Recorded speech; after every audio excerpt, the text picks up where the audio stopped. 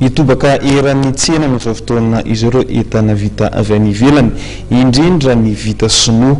Manoloana izany indrindra dia mihena ny fanjifan'ny malagasy ireo tena vita malagasy. Mihena ny fanjifana ny lamba vita malagasy araka ny ambaran'ny mpivarotra etsy amin'ny tsenany asa tanana etsy amin'ny pochary.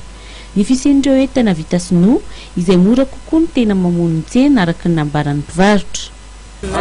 Renfo izy mihoatra an'le vita fany ivelany satria le vita sinoa tena mitovaka be mihitsy ny eto Madagasikara.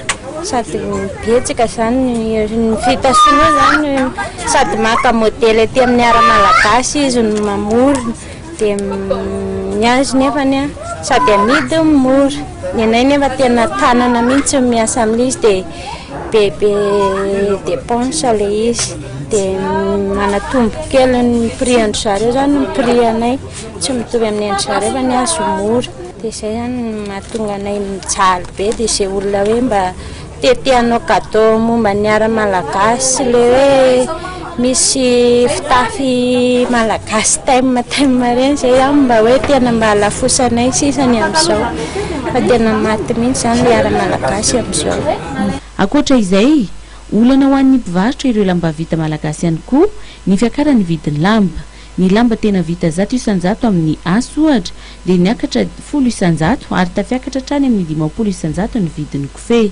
Ny fitaovana le tena le hoe ampiasain'ny gasy zany ohatra hoe lamba cotona zao dia tena miakatra be koa ny vidin'le lamba.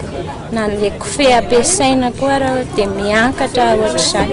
Ohatrany hoe ny ao amin'le fanjakana koa zany ohatrany hoe tena ampiasain'le gasy le izy dia hoe tsy maintsy ampiasain'ireo le izy dia tena ampiakarina satria raha lamba zao dia cotona ihany anay afaka ividiananay lamba ampiasaina le izy. Dia izay prix ataon'ny zareo dia tsy maintsy vidinao na mora io na lafo fa efa io ny asa dia tsy maintsy atao le izy.